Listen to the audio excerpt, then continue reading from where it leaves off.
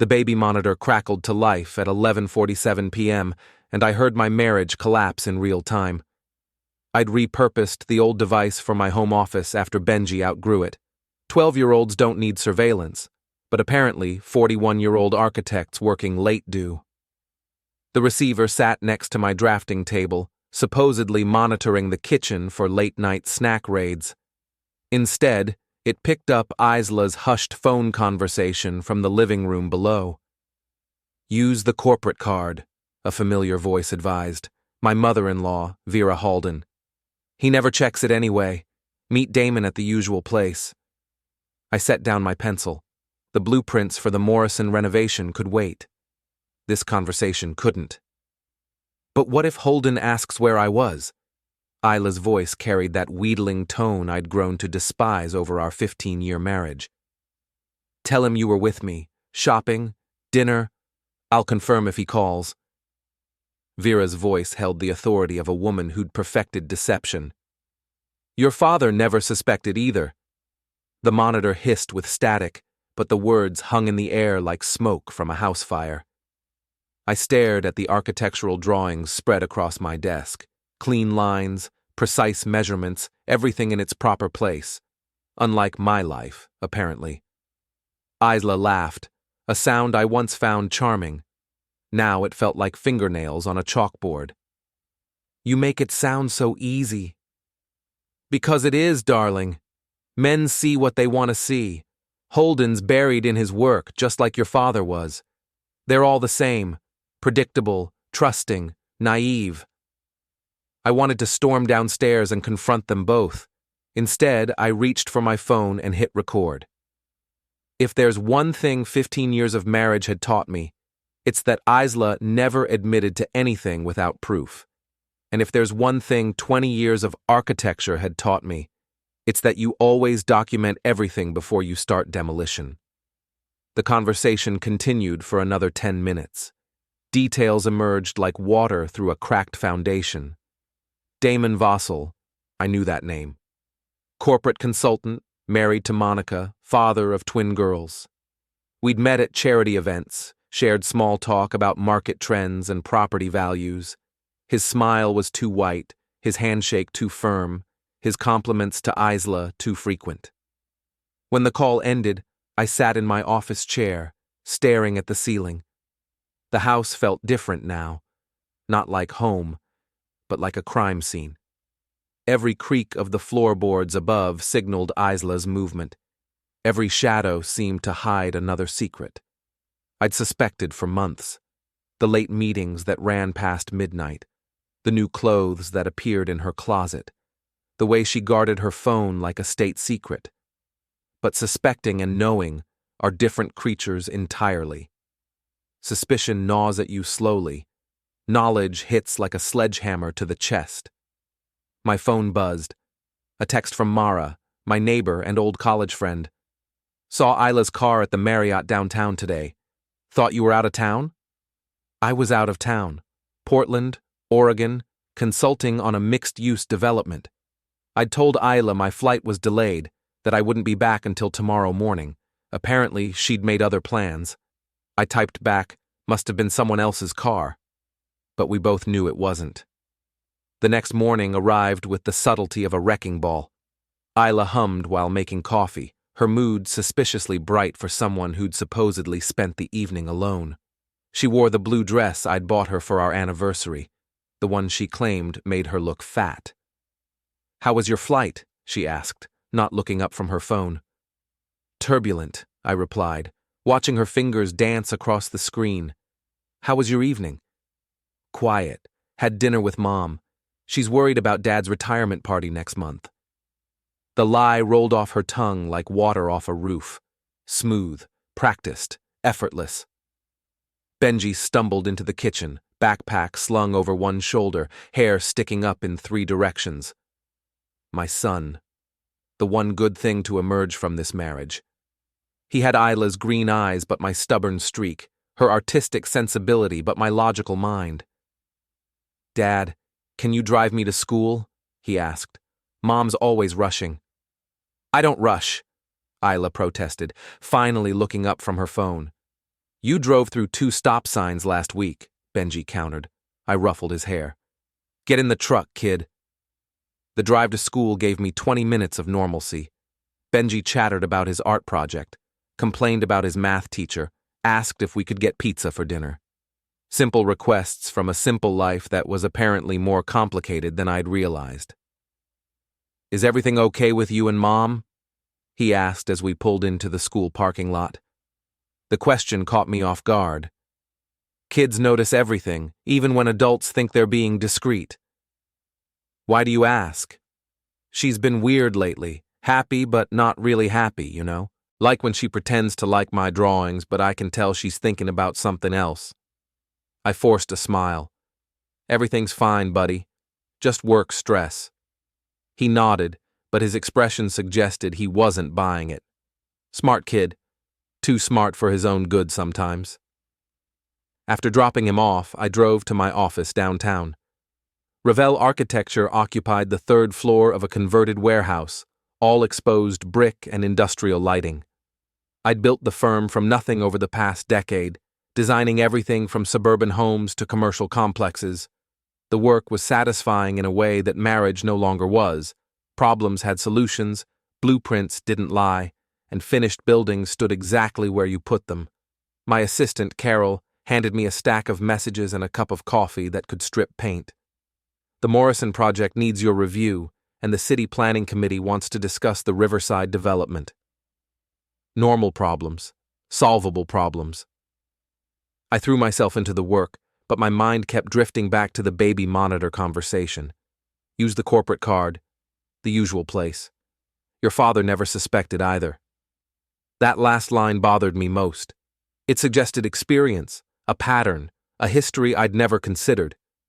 Vera Halden had always struck me as the perfect suburban matriarch, involved in charity work, devoted to her family, supportive of her daughter's marriage. But perfect facades often hide the deepest cracks. Around noon, I called my friend Jake Morrison, not the client, but a different Jake who worked in corporate security. We'd gone to college together, stayed in touch despite taking different paths. He owed me a favor from when I'd designed his deck for free. I need a background check, I told him over lunch at a downtown diner. On who? Damon Vossel, corporate consultant, married, lives in Brookfield Heights. Jake raised an eyebrow. This about work or personal? Does it matter? Only in terms of how deep you want me to dig. I thought about Isla's laughter, Vera's casual advice, the practiced ease of their deception. Dig deep. Give me 48 hours.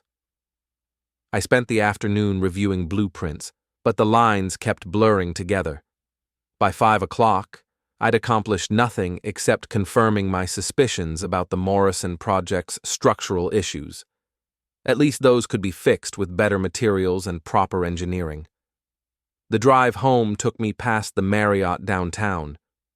I didn't plan to stop, but my truck seemed to steer itself into the parking lot. The valet recognized me. I'd attended enough business dinners here over the years, but his expression suggested confusion. Mr. Ravell, I thought you were out of town. Just got back, I lied. My wife mentioned she was here yesterday. Did you see her? He nodded enthusiastically. Beautiful woman, green dress. She had dinner in the restaurant with that gentleman, the one with the white BMW. They seemed very friendly. The knife twisted a little deeper. Thanks for letting me know. I drove home in a daze, the suburban streets blurring past like a movie I'd seen too many times.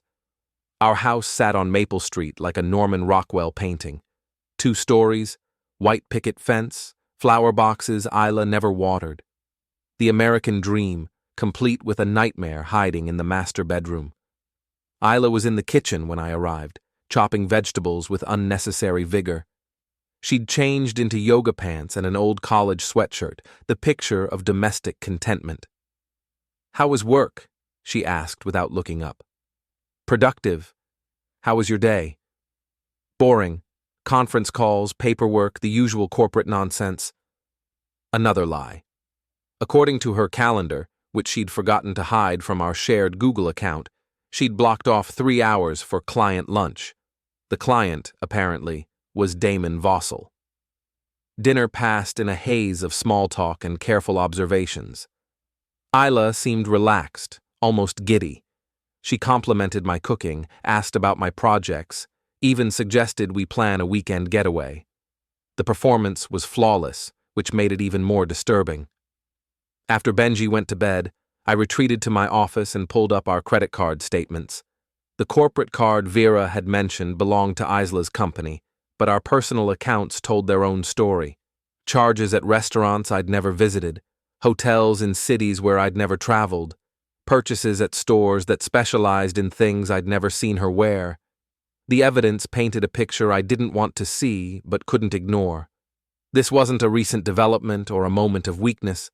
This was systematic, planned, ongoing, and according to the timestamps, it had been happening for at least 18 months.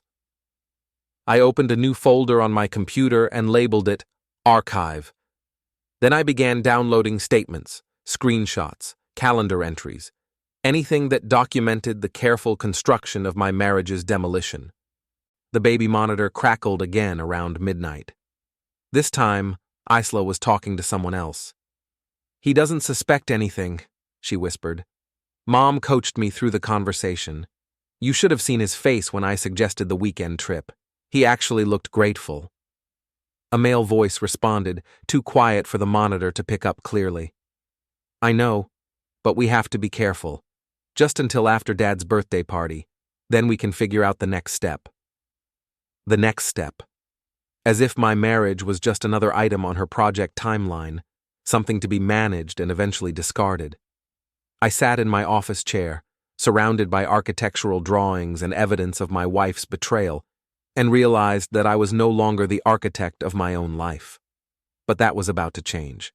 After all, I'd spent 20 years learning how to tear things down properly. And unlike buildings, marriages don't require permits for demolition. The next morning brought revelation wrapped in routine.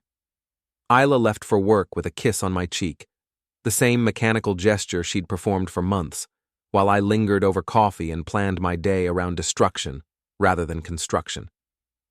Jake called at 9 a.m. sharp. "Your boy Damon's got an interesting profile," he said without preamble. 3 affairs in the past 5 years, all with married women, all following the same pattern.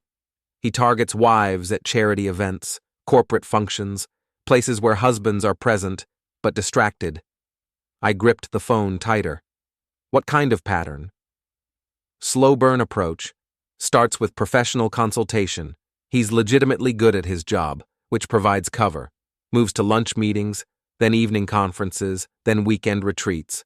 Always uses corporate accounts. Always maintains plausible deniability." "Has he been caught before?" "Twice. Both times the husbands confronted him directly. He denied everything, threatened legal action for defamation, and moved to different social circles. Guys got it down to a science." But this time, he'd picked the wrong target. Not because Isla was special, but because I wasn't the type to make emotional decisions. I was the type to gather evidence, build a case, and execute a plan. "What about his wife?" "Monica Vossel, pediatric nurse, completely oblivious. They've got twin daughters, 8 years old, house in Brookfield Heights, 2 car payments, and a mortgage that requires both incomes. Perfect. A man with everything to lose and a wife who deserved to know the truth." I spent the morning in my office, but instead of reviewing blueprints, I was constructing something else entirely. The archive grew systematically: bank statements, credit card records, phone bills, calendar entries. Each document added another piece to a puzzle I was beginning to understand. Vera's role was more extensive than I'd initially realized. She hadn't just enabled Isla's affair, she'd orchestrated it. The charity gala, where Isla first met Damon. Vera was on the planning committee. The corporate consulting contract that gave them cover for their meetings. Vera had recommended Damon's firm to Isla's company. Even the hotels they used were places Vera had suggested for girls' weekends that never included any girls. Around noon, I drove to Vera's neighborhood. She lived in a pristine subdivision where every lawn was exactly 2 inches high and every mailbox matched the architectural standards. Her house was a colonial revival with too many decorative shutters and a garden that looked like it belonged in a magazine. I parked across the street and waited. Surveillance wasn't my specialty, but patience was. After an hour, Vera emerged wearing tennis whites and carrying a designer bag that cost more than most people's monthly rent. She drove a white Lexus with a license plate that read, "Blessed One," the kind of vanity that made me want to key something. I followed her to the country club where she played tennis twice a week. The parking lot was filled with luxury vehicles and entitled attitudes. I watched through the clubhouse windows as Vera held court with 3 other women, their conversation animated by gossip and artificial sweeteners. My phone buzzed with a text from Mara. "Coffee later? I have information you might want to hear." We met at a cafe downtown, away from our neighborhood's prying eyes. Mara looked uncomfortable, which was unusual for someone who'd never met a difficult conversation she couldn't handle. "I wasn't sure if I should tell you this," she began, stirring her latte with unnecessary force. "Tell me what?" "It's about Isla and Vera. I overheard them talking at book club last week." Book club, another one of Vera's social enterprises, designed to give suburban wives something to do besides shop and complain. Isla had joined 6 months ago, claiming she wanted to expand her literary horizons. Apparently, she'd expanded something else entirely. "What did they say?" Mara hesitated. "They were talking about you. Vera was giving Isla advice about managing suspicious husbands. She said the key was to make them feel guilty for being suspicious in the first place." The coffee turned bitter in my mouth. "What kind of advice?" "Specific stuff, like how to cry on command, how to turn accusations into arguments about trust, how to make the husband feel like the bad guy for asking questions." Mara leaned forward. "Holden, it sounded like they'd done this before." That evening, I tested Vera's advice firsthand. When Isla came home from her late meeting, I asked casual questions about her day. Where did she go for lunch? Who attended the conference call? What time did the meeting end? Her responses were smooth, practiced, but slightly too detailed. She mentioned specific restaurants, named colleagues I could verify, provided timestamps that would check out if anyone bothered to investigate. It was a masterful performance, which made it all the more disturbing. "You're asking a lot of questions," she said finally, her tone shifting from pleasant to defensive. "Just interested in your day." It feels like an interrogation. Right on cue, the tears started. Not dramatic sobbing, but the kind of subtle moisture that suggested hurt feelings rather than guilt. Vera had trained her well. "I work hard all day, and I come home to this?" Isla's voice cracked just enough to sound authentic. "I feel like you don't trust me." "I do trust you," I lied. "Then why all the questions? Why do I feel like I'm being watched?" "Because you are," I thought, but instead I apologized, pulled her close, and let her think the manipulation had worked. Meanwhile, my phone recorded every word from my shirt pocket. Later that night, after Isla fell asleep, I reviewed the recording and added it to the archive. The folder was growing into something substantial, a comprehensive documentation of betrayal that would make any divorce attorney salivate. But divorce wasn't my endgame, not yet. I wanted to understand the full scope of what I was dealing with. Vera's casual mention of "your father never suspected either" suggested a history that predated Isla's affair. If I was going to dismantle this carefully constructed deception, I needed to understand its foundation. The next day, I hired a private investigator. Not Jake. This required someone with no connection to my life, no reason to hold back. I found Mick Torino through a referral from a divorce attorney I'd worked with on property settlements. Mick was ex-police, mid-50s, with the kind of weathered face that suggested he'd seen everything twice. "What am I looking for?" he asked over coffee at a diner that served as his unofficial office. "Patterns. My mother-in-law has been coaching my wife through an affair. I want to know if she's done this before. How far back? 30 years. Start with her own marriage. Mick nodded like this was just another Tuesday. Give me a week. While he worked, I continued my own investigation. The baby monitor became my best friend, positioned strategically to catch conversations from multiple rooms. I learned that Isla and Damon had been meeting twice a week for the past 18 months. I discovered that Vera provided alibis on demand, complete with fabricated details about shopping trips and family dinners. I found out that they'd already discussed the next step, a trial separation that would give Isla freedom to pursue her relationship openly. The plan was elegant in its simplicity. Isla would claim that I'd become distant and controlling. Vera would corroborate the story, providing examples of my suspicious behavior and emotional unavailability. Friends would rally around the wronged wife, offering support and understanding. I would be cast as the villain in my own marriage's ending. But they'd made one crucial mistake. They'd assumed I was as naive as Felix. Mick called exactly 1 week later. "You're going to want to see this in person," he said. We met at the same diner. He spread photographs and documents across the table like evidence from a crime scene. "Your mother-in-law's got quite a history," he began. "Vera Halden, married to Felix Roard for 32 years. Model wife, devoted mother, pillar of the community. Also, serial adulteress, with a talent for covering her tracks." The photographs showed Vera entering and leaving hotels with a man I didn't recognize. The timestamps went back 15 years. "Who is he?" "Richard Kellerman, real estate developer. Married, 3 kids, net worth around $12 million. They've been meeting regularly for over a decade." Felix doesn't know. Felix doesn't have a clue. But it gets better. Mick pulled out bank statements. Vera's been receiving regular payments from Kellerman's company. Officially, they're consulting fees for charity event planning. Unofficially, they're support payments. For what?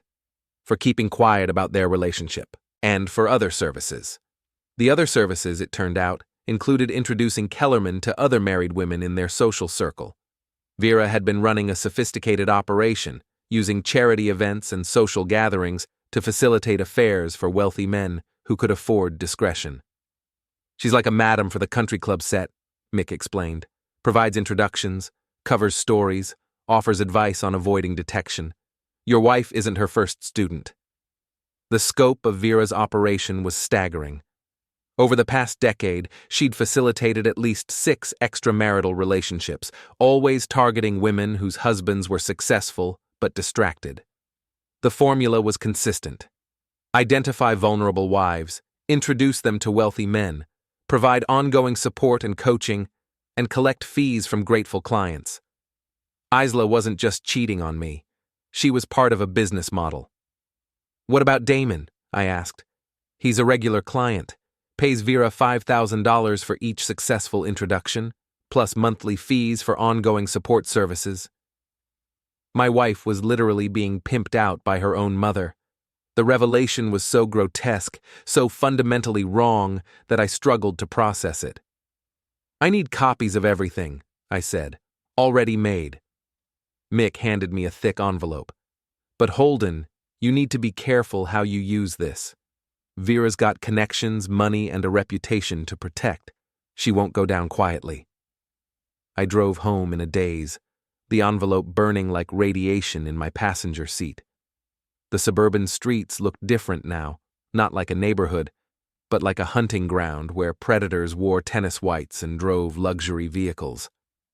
That evening, Isla announced she'd be attending her father's 70th birthday party the following weekend. A family celebration at the country club, with extended relatives and longtime friends. "It's going to be a beautiful event," she said, scrolling through party planning details on her phone. "Mom's been organizing it for months." I smiled and nodded, playing the role of supportive husband. "Sounds wonderful.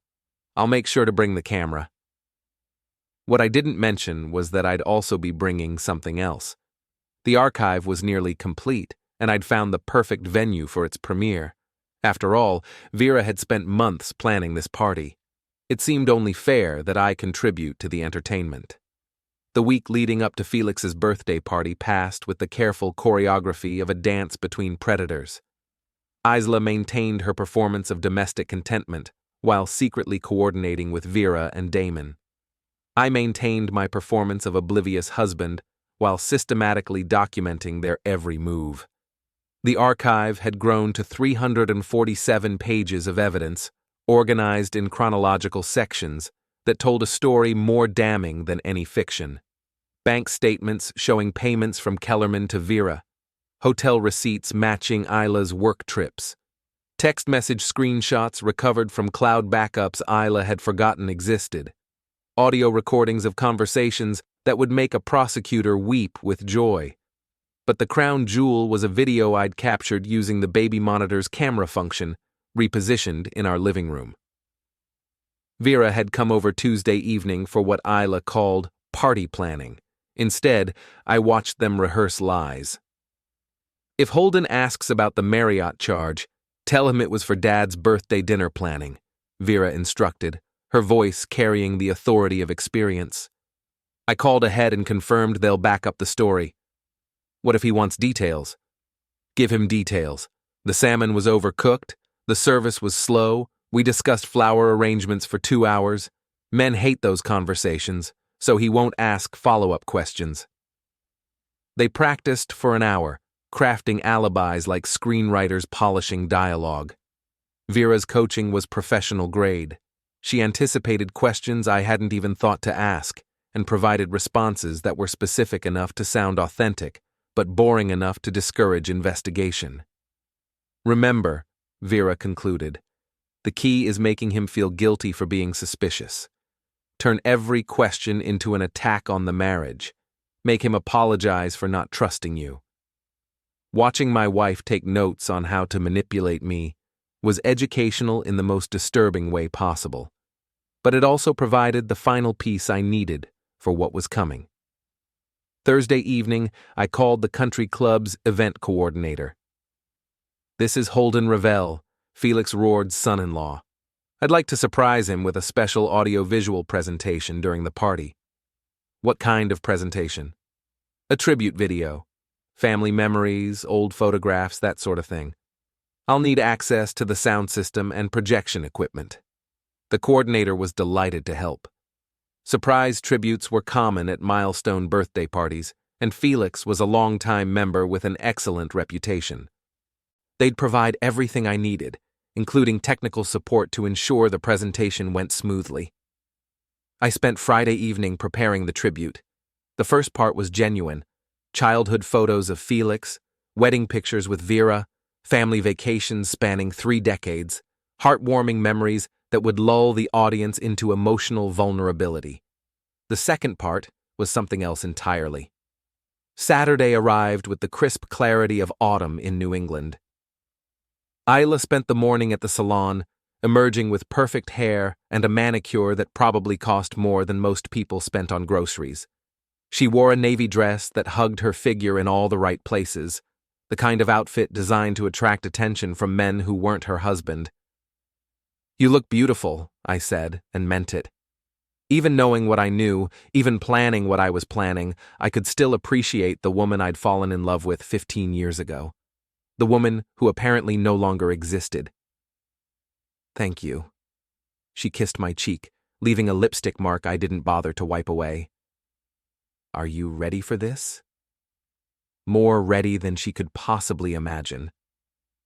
The country club buzzed with activity when we arrived. Vera had spared no expense for Felix's celebration. Ice sculptures, live music, a menu that read like a culinary poem. The guest list included 3 generations of family plus longtime friends from Felix's business and social circles. Easily 70 people, all dressed in their suburban finest. Felix looked genuinely happy, accepting congratulations and reminiscing about old times. He was a good man who'd worked hard, raised a family, and earned the respect of his community. He deserved better than what was coming, but sometimes innocent people get caught in the crossfire of other people's wars. Vera played hostess with practiced grace, gliding between guests like a politician working a crowd. She complimented the women, charmed the men, and orchestrated conversations with the skill of a symphony conductor. Watching her work, knowing what I knew about her operation, was like watching a master criminal in action. Damon arrived fashionably late, accompanied by his wife Monica and their twin daughters. He looked exactly like what he was, a predator in expensive clothing, scanning the room for opportunities while maintaining the facade of devoted family man. When he greeted Isla, their interaction was perfectly calibrated, warm enough to suggest friendship, professional enough to avoid suspicion. I spent the cocktail hour mingling and making mental notes. Who was talking to whom? Which conversations seemed too intimate? How Vera managed the social dynamics to keep potential problems separated. It was a masterclass in manipulation, performed by someone who'd clearly done this many times before. Around 7 o'clock, the coordinator found me near the bar. "Mr. Ravell, we're ready for your presentation whenever you'd like." "Perfect. Let's do it after dinner, during the toast." Dinner passed in a blur of small talk and careful observation. I sat between Benji and Mara, who'd been invited as family friends. Across the table, Isla chatted with cousins she saw twice a year, her performance flawless. Vera held court at the head table, regaling guests with stories about Felix's younger days. "Ladies and gentlemen," the coordinator announced as dessert plates were cleared, "we have a special surprise for our guest of honor. Felix's son-in-law has prepared a tribute presentation." The lights dimmed. The projection screen descended. Felix looked genuinely touched as I stood to address the room. 37 years ago, I met a man who would become more than a father-in-law, I began. Felix Roard taught me about integrity, hard work, and the importance of family. Tonight, we celebrate not just his 70th birthday, but a life well lived. Murmurs of approval rippled through the audience. Felix wiped his eyes. Vera beamed with maternal pride. Isla squeezed my hand under the table. The presentation began with childhood photos. Felix as a gap-toothed kid in Depression-era clothing, a young man in military uniform, a proud father holding baby Isla. The audience oohed and ahed at appropriate moments, caught up in the nostalgia of a life documented in fading photographs. Then came the wedding pictures. Felix and Vera, young and radiant, exchanging vows in a small church ceremony. Their honeymoon in Niagara Falls. Early years of marriage captured in Polaroid snapshots and home movies. "Felix and Vera have been married for 32 years, I narrated. Their relationship has been a model of commitment and trust. The irony was so thick you could cut it with a butter knife. The presentation continued through family milestones, Isla's birth, childhood birthdays, graduations, my own wedding to their daughter. Happy memories preserved in celluloid and digital pixels, a testament to the power of facades. But every family has its secrets, I said, and clicked to the next slide. The audio began without warning. Vera's voice, clear and unmistakable, filled the dining room. "All men cheat. At least you did it quietly." Confused murmurs rippled through the audience. On screen, bank statements appeared showing payments from Richard Kellerman to Vera Halden, hotel receipts, photographs of Vera entering the Marriott with a man who wasn't her husband. "What is this?" Vera's voice cut through the confusion, but the audio continued. Isla's laughter echoed through the speakers, followed by her voice. "You make it sound so easy." "Because it is, darling. Men see what they want to see. Holden's buried in his work, just like your father was. They're all the same, predictable, trusting, naive." The room erupted in shocked whispers. Felix sat frozen, his champagne glass halfway to his lips. His face had gone pale, but his expression wasn't confused. It was the look of a man watching pieces fall into place. The presentation continued relentlessly.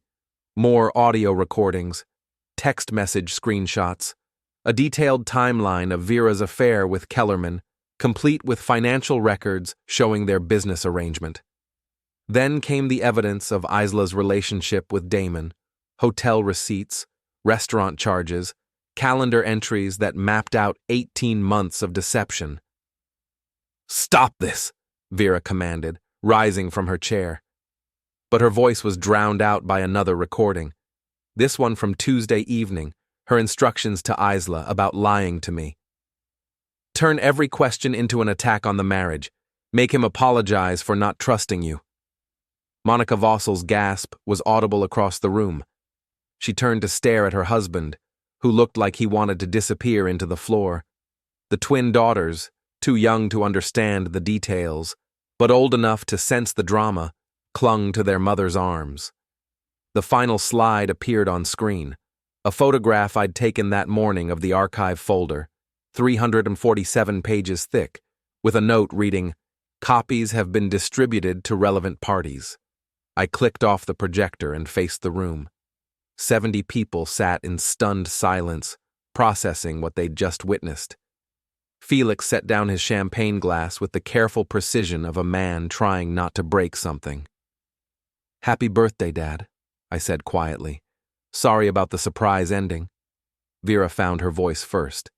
"This is outrageous. How dare you humiliate our family like this?" "I didn't humiliate anyone," I replied. "I just turned on the lights." Felix stood slowly, his movements deliberate and controlled. He looked at Vera with an expression I'd never seen before. Not anger, but something colder and more final. 32 years, he said, his voice barely above a whisper. 32 years of marriage, and this is what it was really worth. He walked out of the dining room without another word. The silence that followed was deafening. Vera tried to rally, turning to the shocked guests with a desperate smile. "This is obviously some kind of misunderstanding." "No misunderstanding," Mara interrupted, standing up with her phone in hand. "I recorded the whole presentation. Should I post it online, or would you prefer to explain it yourself?" The room erupted in chaos. Guests began talking at once, some demanding explanations, others gathering their belongings to leave. Damon grabbed Monica's arm, trying to lead her toward the exit, but she shook him off with a violence that suggested their conversation would continue elsewhere. Isla sat frozen in her chair, mascara running down her cheeks in dark streams.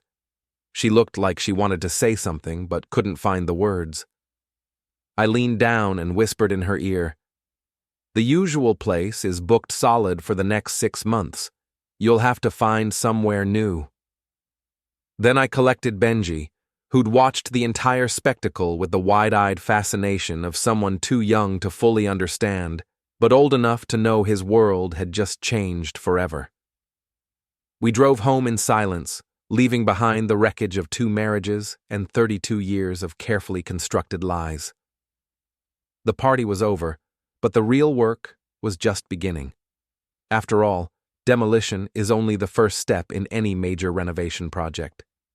The country club's parking lot resembled a disaster zone by 9 p.m. Luxury vehicles scattered like fleeing animals as guests escaped the wreckage of what should have been a celebration.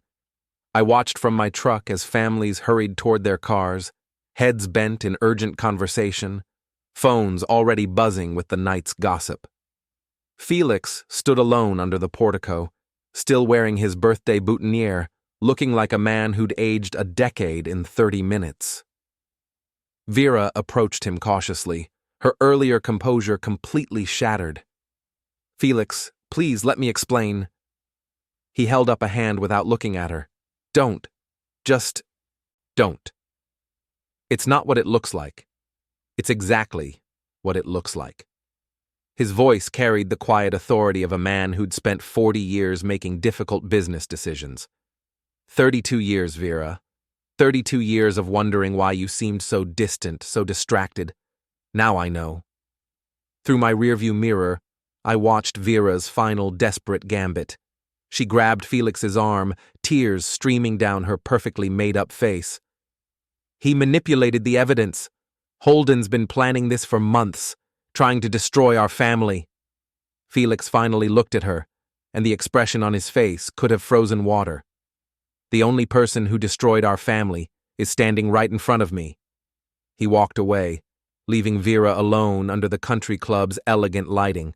She stood there for several minutes, probably calculating her next move, before finally calling someone on her phone. Even from a distance, I could tell the conversation wasn't going well. Benji had fallen asleep during the drive home, exhausted by the evening's drama. I carried him inside and tucked him into bed, grateful that 12-year-olds possessed the remarkable ability to sleep through emotional catastrophes. He'd have questions tomorrow, but tonight he could rest in blissful ignorance. My phone started ringing at 10:15 p.m. Isla, presumably calling from wherever she'd fled after the presentation. I let it go to voicemail, then listened to her message with the detached interest of an anthropologist studying a foreign culture. "Holden, please, we need to talk. I know how this looks, but you don't understand the whole situation. Mom was just trying to help me through a difficult time in our marriage. Nothing physical happened with Damon. It was just emotional support. Please call me back. We can work through this." The lies came so naturally, she probably believed them herself. Emotional support that required hotel rooms and corporate credit cards. Difficult times in our marriage that I'd apparently caused through the crime of working to support my family. I deleted the message and poured myself 3 fingers of bourbon. The good stuff, aged 18 years, longer than my marriage had been honest. The archive sat on my desk like evidence from a crime scene, meticulously organized and thoroughly damning. But tonight's presentation had been just the opening act. The real performance would begin Monday morning when Felix's attorney received copies of everything I'd discovered about Vera's operation. My phone buzzed with a text from Mara. "Holy hell, are you okay?" I typed back, "Never better, thanks for the backup." What happens now? Now we see how deep the rabbit hole goes. Sunday morning arrived with the subtlety of a funeral. No humming from the kitchen, no coffee brewing, no domestic routine to mask the underlying dysfunction. Just silence and the growing realization that I was probably going to be living alone for the foreseeable future. Benji appeared around 9, drawn by the smell of pancakes I'd made from scratch, a skill learned during my bachelor years and recently rediscovered.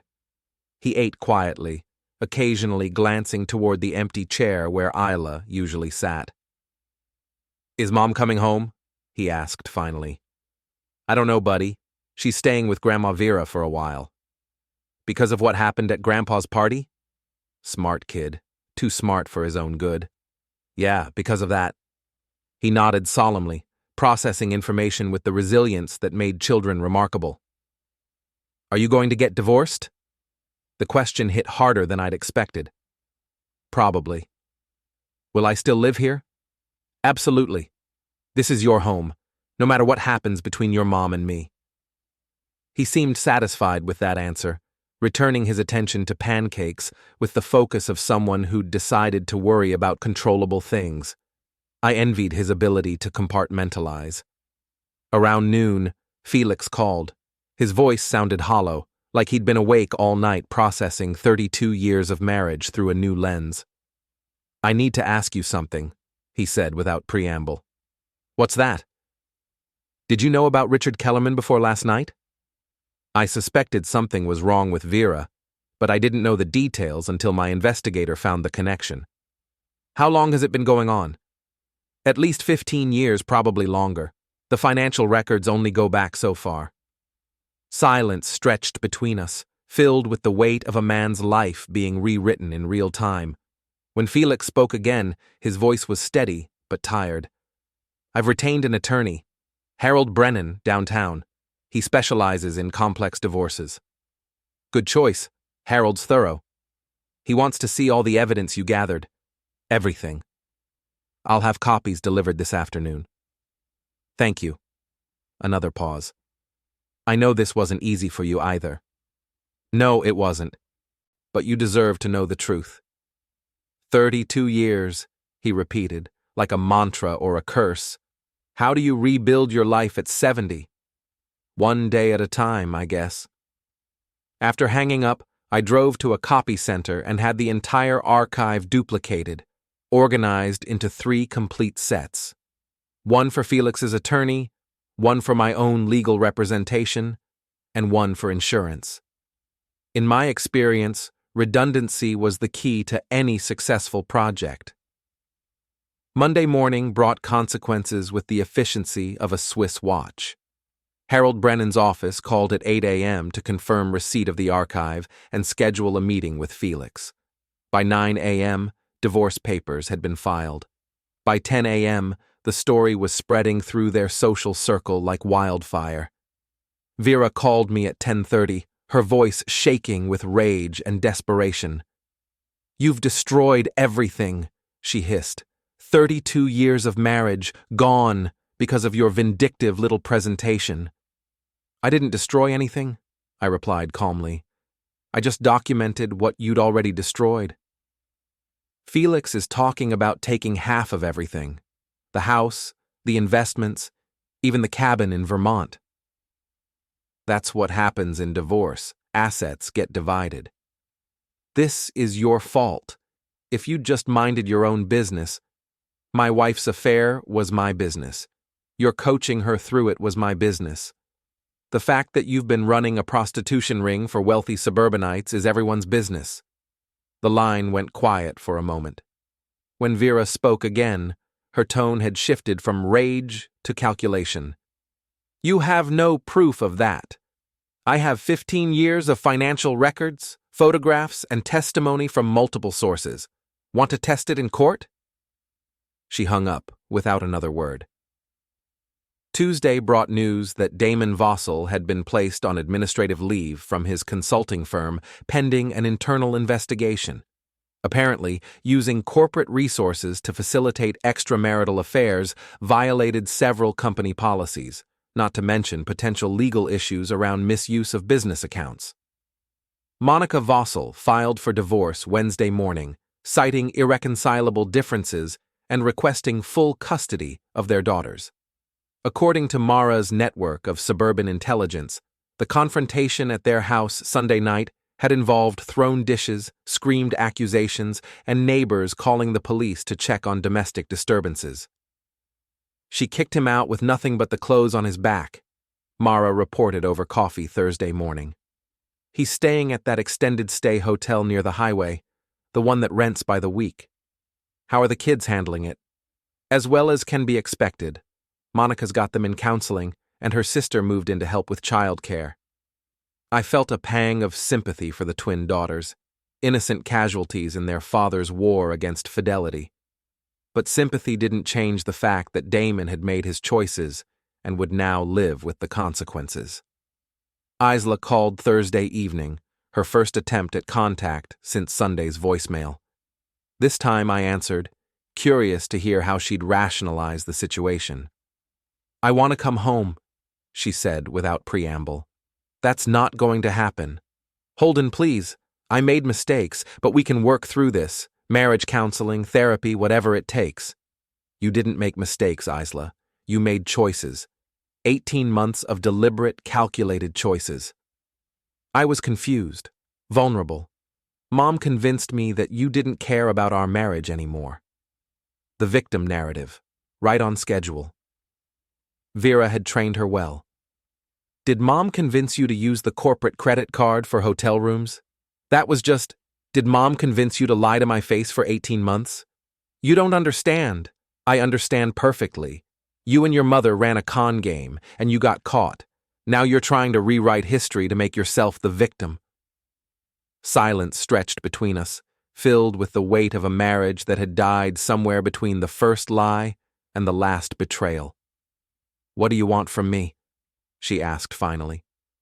"Nothing. I want nothing from you except distance." "What about Benji?" "Benji will be fine.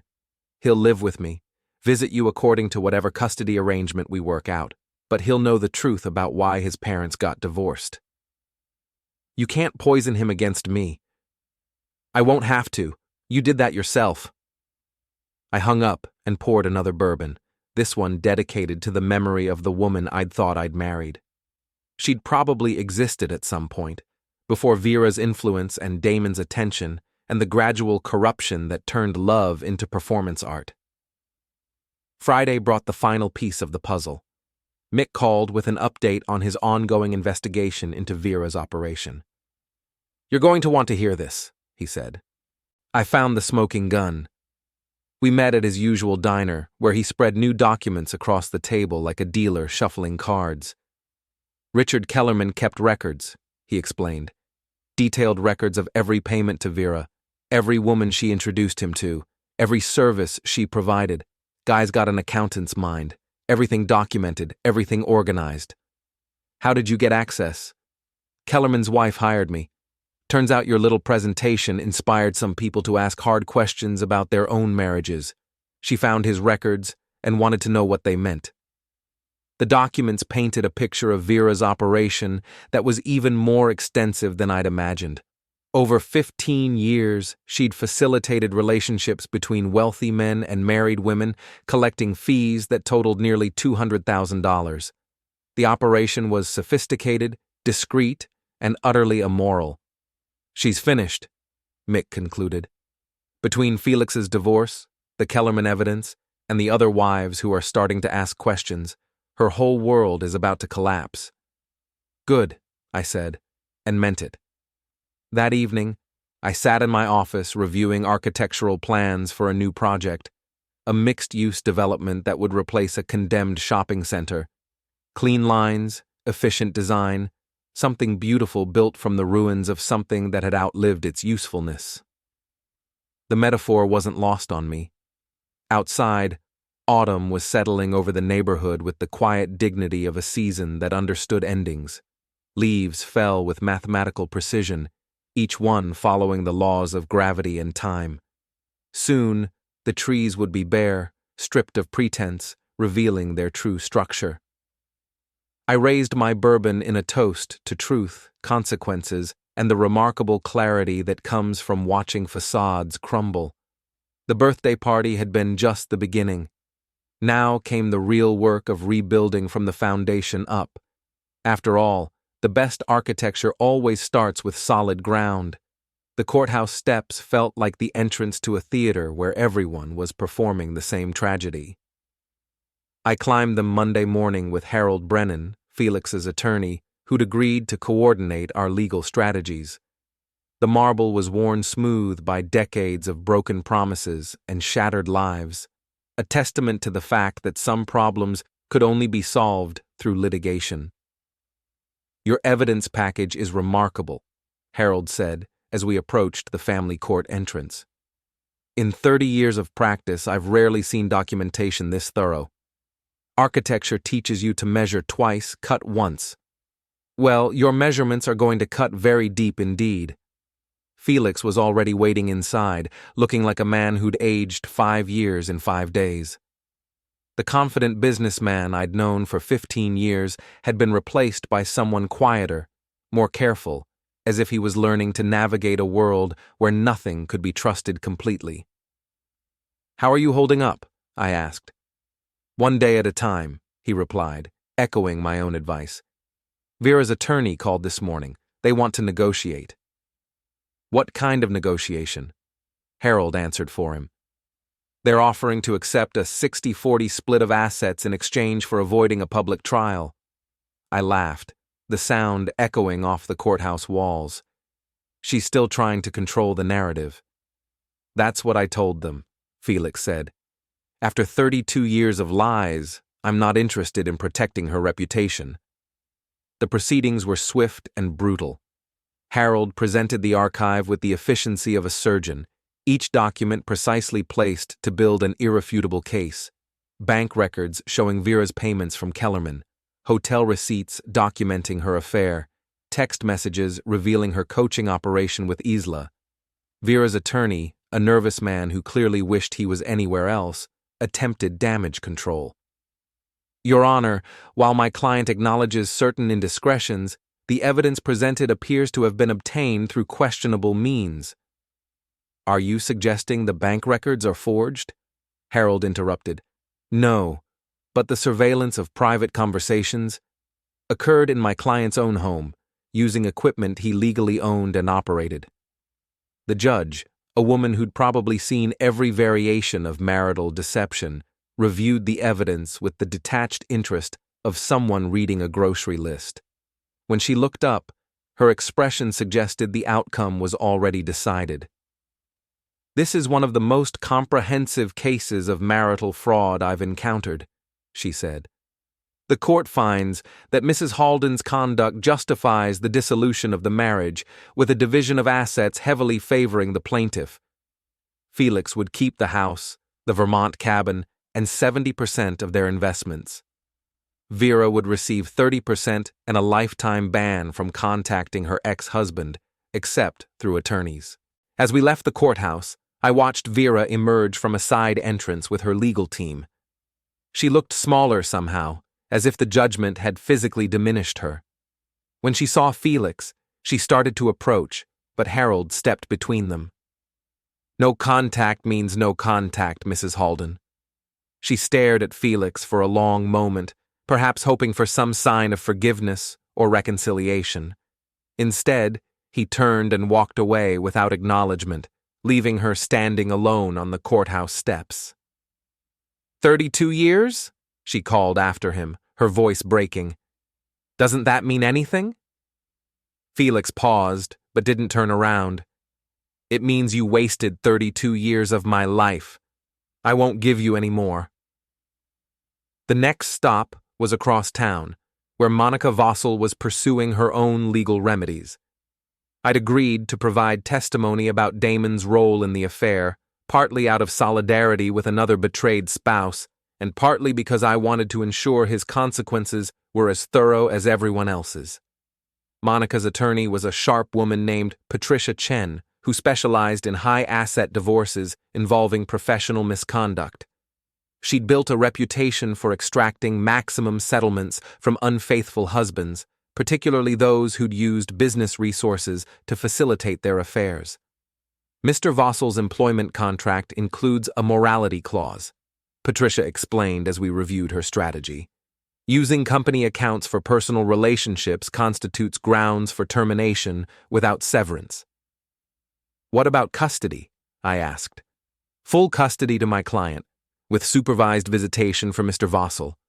His conduct demonstrates a pattern of deception that the court considers relevant to parenting fitness." The hearing was less dramatic than Felix's divorce proceedings, but equally decisive. Damon's attorney tried to argue that the affair was a personal matter unrelated to his professional competence, but Patricia systematically dismantled that defense. "Your Honor, the defendant used corporate credit cards to pay for hotel rooms, charged personal meals to business accounts, and falsified expense reports to cover his activities. This isn't a personal indiscretion, it's systematic fraud." Damon sat at the defendant's table, looking like a man watching his life disintegrate in real time. Gone was the confident swagger I'd observed at social events. In its place was the hollow-eyed desperation of someone who'd gambled everything and lost. When the judge awarded Monica full custody and ordered Damon to pay substantial alimony despite his unemployment, he actually slumped in his chair. The man who'd seduced my wife with promises of excitement and sophistication had been reduced to a cautionary tale about the cost of selfish choices. As we left the courthouse, Monica thanked me for my testimony. "I know this wasn't easy for you either. It was easier than living with lies. What happens now? With your wife, I mean." "We'll see. Her attorney's been pushing for mediation, but I'm not feeling particularly cooperative." "Good. Make her face the consequences." That afternoon, I drove past the extended stay hotel where Damon was reportedly living. The parking lot was filled with dented cars and temporary lives, a way station for people between better circumstances. I spotted his white BMW in a corner space, already showing signs of neglect. Dirty windows, parking tickets under the wipers, the kind of deterioration that happens when someone stops caring about appearances. I didn't stop, but seeing his reduced circumstances provided a satisfaction that surprised me with its intensity. 6 months ago, Damon Vossel had been a successful consultant with a beautiful family and a reputation for excellence. Now he was unemployed, divorced, and living in a hotel that rented by the week. The wages of sin, apparently, were paid in full and with interest. Wednesday brought news that Richard Kellerman's wife had filed for divorce, armed with the financial records Mick had uncovered. The story was spreading through their social circles like a virus, infecting every relationship that had been touched by Vera's operation. "It's a complete meltdown," Mara reported over coffee. 3 more divorces filed this week, all connected to Vera's little introduction service. How many women was she coaching? At least 6 that we know of. Maybe more. The country club's like a war zone. Nobody trusts anyone. Everyone's reviewing credit card statements and checking phone records. The collateral damage was extensive but not undeserved. These weren't innocent victims caught in crossfire. They were willing participants in a system of deception that had finally collapsed under its own weight. Thursday evening, Isla called again. This time her approach was different. Less desperate, more calculating. "I've been thinking about our situation," she began. "Our situation?" "The divorce. I think we can handle this amicably, without destroying each other." "You already destroyed us, Isla. I'm just documenting the wreckage. I'm willing to accept a reasonable settlement, 50-50 split of assets, joint custody of Benji, no alimony demands." The offer was surprisingly generous, which made it immediately suspicious. "What's the catch?" "No catch. I just want to move forward with dignity." "Dignity? You're worried about dignity now?" "I'm trying to be practical. A public trial would hurt everyone, especially Benji." There it was, the manipulation disguised as maternal concern. Vera had trained her well. "Benji will be fine. He's stronger than you think." "Holden, please. I made mistakes, but I'm still his mother." "Yes, you are, and you'll remain his mother according to whatever custody arrangement the court decides, but you won't use him as leverage to avoid consequences." "What do you want from me?" "I want you to stop pretending this was a mistake. I want you to acknowledge that you made deliberate choices to deceive me for 18 months. I want you to admit that you and your mother ran a con game that destroyed multiple families." Silence stretched between us, filled with the weight of truths she wasn't prepared to speak. "I can't do that," she said finally. "Then we'll see you in court." Friday brought the final piece of evidence I'd been waiting for. Mick called with an update that tied everything together in a way that even I hadn't anticipated. "Remember that half-sibling I mentioned? Vera's secret from 30 years ago? What about it?" "I found him. David Kellerman, Richard's oldest son, born 9 months after Vera and Richard started their affair." The revelation hit like a physical blow. Vera's operation wasn't just about money or power. It was about maintaining a secret that could destroy multiple families across 2 generations. "Does Felix know?" "Not yet. I wanted to check with you first." I thought about Felix, already reeling from the discovery of his wife's 30-year deception. Adding a secret child to the mix seemed almost cruel, but he deserved the complete truth, no matter how painful. "Tell him. He's earned the right to know everything." That evening, I sat in my office reviewing the complete scope of Vera's operation. What had started as a simple investigation into my wife's affair had uncovered a network of deception spanning 3 decades. Multiple marriages destroyed, families shattered, children caught between parents who'd chosen selfishness over stability. The archive now filled 3 large binders, a comprehensive record of how greed and entitlement could corrupt everything they touched. But it was also something else, a testament to the power of truth, methodically gathered and strategically deployed. Outside, winter was approaching with the inevitability of consequences. The trees were nearly bare now, their true structure visible without the camouflage of leaves. Clean lines, honest architecture, beauty in simplicity. I raised my bourbon to the memory of the man I'd been 6 weeks ago, naive, trusting, willing to believe that the woman he'd married was the same person who shared his bed. That man was gone now, replaced by someone harder but more honest, someone who understood that some foundations were too damaged to repair. The demolition was nearly complete. Soon, it would be time to start building something new. November arrived with the bitter clarity of a season that stripped away all pretense. The trees outside my office window stood naked against gray skies, their branches reaching toward nothing with the honest desperation of things that had stopped pretending to be something they weren't. I was reviewing blueprints for the Morrison renovation when my phone buzzed with a text from an unknown number. "We need to talk. All of us. Tonight. Your house. 8 p.m. The message wasn't signed, but I recognized the imperious tone. Vera, apparently, had decided it was time for a final confrontation. I forwarded the message to Harold Brennan with a note. "Document this. They're coming here." His response was immediate. "Don't engage without witnesses. I'm sending someone to monitor." But I had a better idea. The house had been my domain for 15 years. Every room mapped in my memory, every system understood through the intimate knowledge that comes from constant maintenance and improvement. If Vera wanted a confrontation on my territory, I'd make sure it was memorable. I spent the afternoon preparing, security cameras repositioned to cover every angle, audio recording equipment tested and activated. The baby monitor relocated to the living room, its signal broadcasting to both my phone and a backup device in the kitchen. Most importantly, I activated the home automation system I'd installed 2 years ago: smart locks, automated lighting, climate control, and window security.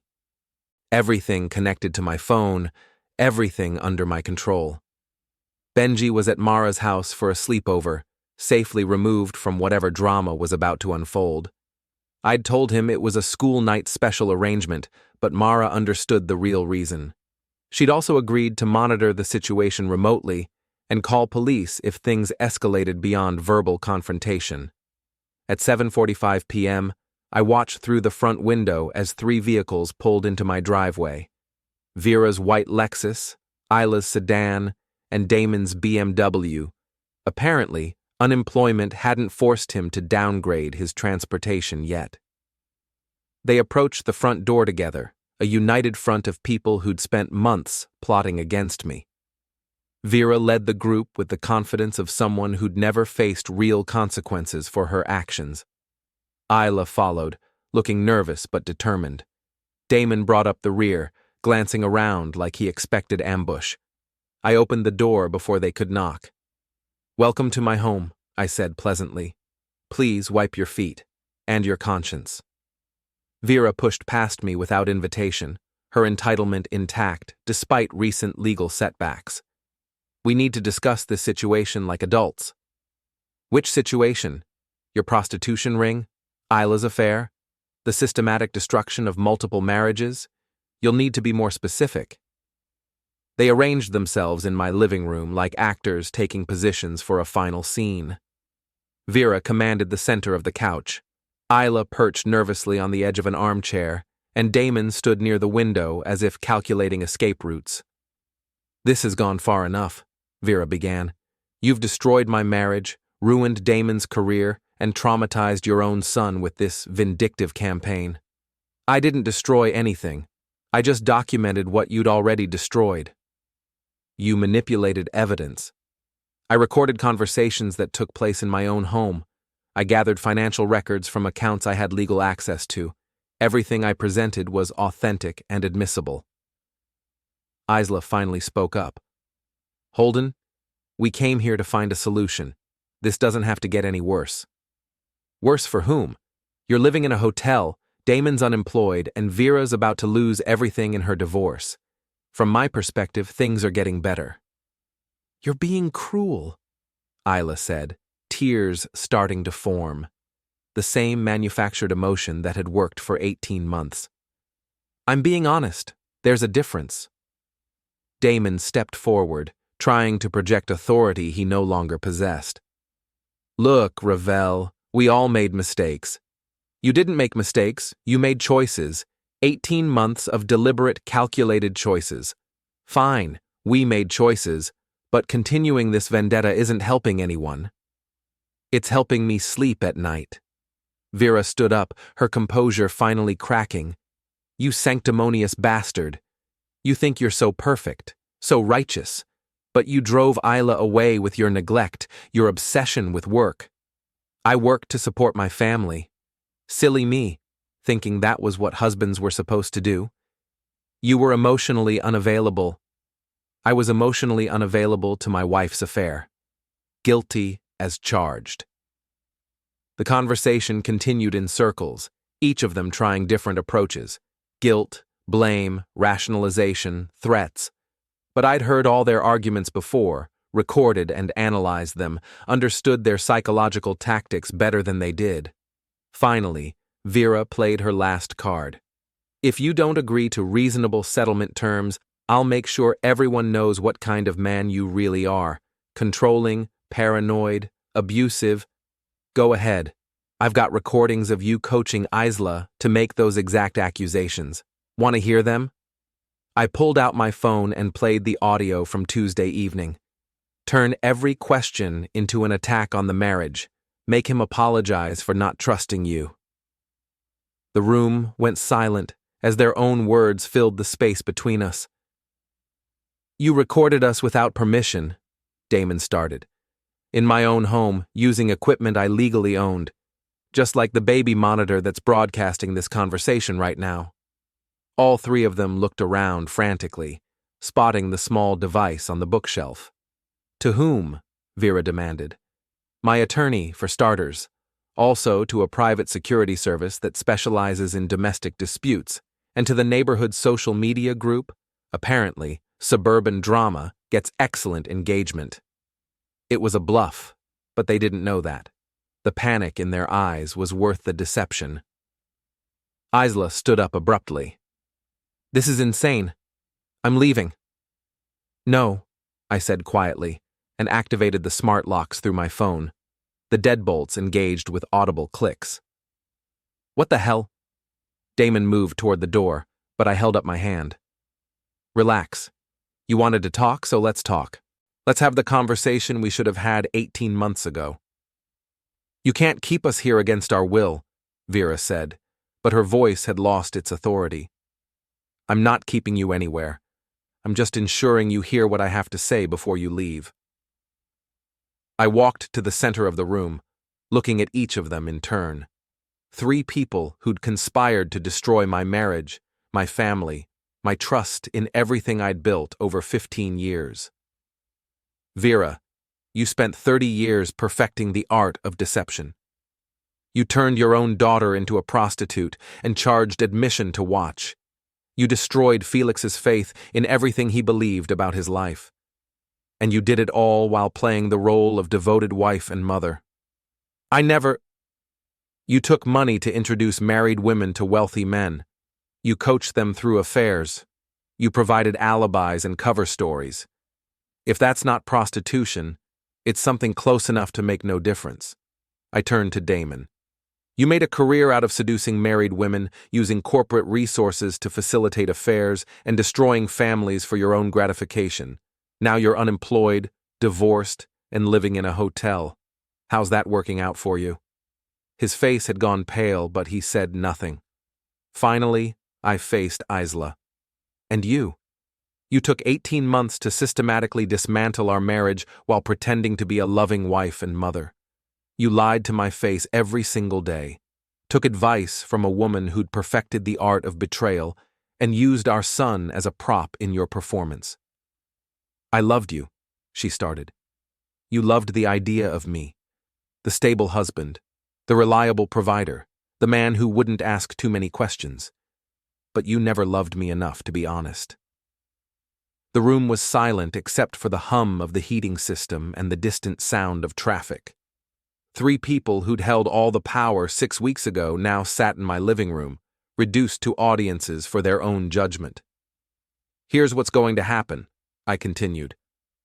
Vera, you're going to disappear from my life completely. No contact with Benji, no attempts to manipulate Isla into reconciliation, no social media campaigns to rehabilitate your reputation. You're going to take your 30% from the divorce and find somewhere else to spread your poison. You can't dictate. I can and I will. Because if you don't, I'll release everything I know about your operation to the media. Every client, every transaction, every sordid detail. Your choice. I turned to Damon. You're going to stay away from my family. No contact with Isla, no attempts to rekindle whatever you think you had. You're going to rebuild your life somewhere else, preferably in a different state. And if I don't? Then Monica's attorney gets additional evidence about your financial misconduct, and your supervised visitation becomes no visitation. Your choice. Finally, I faced Isla. You're going to accept whatever custody arrangement the court decides. You're going to split our assets according to legal requirements, and you're going to stop pretending you're the victim in this situation. What about Benji? Benji will know the truth about why his parents got divorced. Age-appropriate truth, delivered with love and support, but truth nonetheless.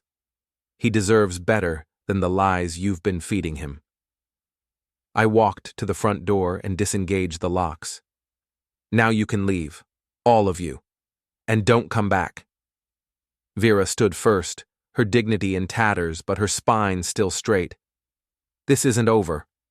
Yes, it is. Your power was built on secrets, and secrets don't survive exposure. You're finished. She walked out without another word, followed by Damon, who couldn't meet my eyes. Isla lingered at the threshold, perhaps hoping for some sign of forgiveness or reconciliation. 15 years, she said quietly. 15 years of marriage, 18 months of lies. Do the math. She left without another word, and I closed the door behind her. The house felt different now. Not empty, but clean. Like a space that had been thoroughly disinfected, purged of contamination, restored to its original purpose. I poured myself a bourbon and stood at the living room window, watching their vehicles disappear into the November night. 3 people who'd controlled my life for 18 months, reduced to shadows fleeing from light. My phone buzzed with a text from Mara. Everything okay over there? Better than okay. It's over. All of it? All of it. I walked through my house, turning off lights, checking locks, preparing for sleep. Tomorrow would bring new challenges. Custody negotiations, asset division, the practical details of rebuilding a life. But tonight, for the first time in months, I would sleep in a house that belonged entirely to me. Outside, the November wind rattled the bare branches against my windows, a sound like applause from an audience that understood the value of honest architecture. The storm was over, the foundation was solid, and the real work of construction could finally begin. After all, the best buildings are always erected on ground that's been properly cleared.